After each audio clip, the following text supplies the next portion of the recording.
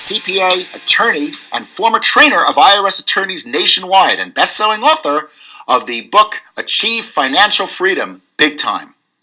In one of the other videos, I mentioned that if you have losses in your business, those losses can be used against any form of income you have, and if they exceed your income, they can be carried back 2 years and actually get a refund from the taxes you paid over the last 2 years, or they can be carried forward up to 20 years and offset the next 20 years of earnings. But there is an assumption there, and the assumption is that you operated your business like a business and not like a hobby. Because if you are treated as a hobby, then those losses get completely disallowed. You can't carry them over or carry them back, or even use them against other form of income. So how do you show the government that you're in business and not a hobby? All the government cares about is that you tried to make money. They don't care if you actually have a profit, but you tried to make a profit. You have a perceived reality of trying to make money. That's the key.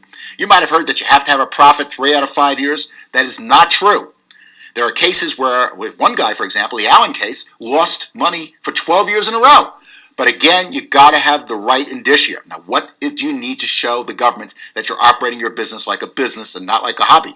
Here are some of the criteria.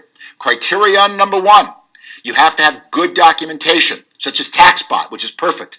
Business people keep good records. Hobbies do not. Secondly, you want to show that you're working your business regularly. And that means at least 10 hours a week in, week out. It's much more important that you work your business regularly than, say, once every 2 weeks for 20 hours.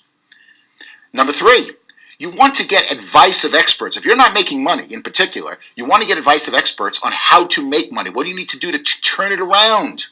And follow their advice and document the advice. That's very important. You want to go for training and document the training you're going to, such as listening to Taxbot videos, reading my blogs. That's very important.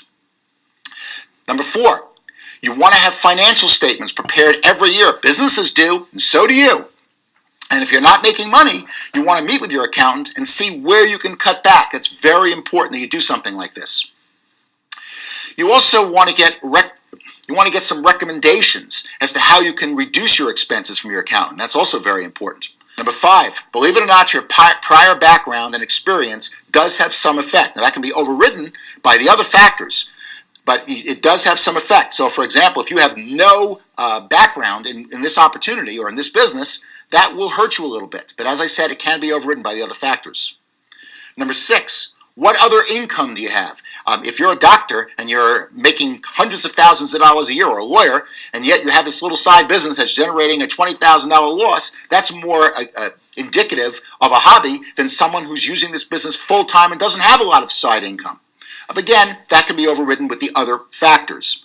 And finally, the degree of investigation that you put in. Did you just jump into this? Did you look in to see what other opportunities are around? Did you see what your competitors are doing? What investigation did you do before you bought this business? The more investigation, the better off you are.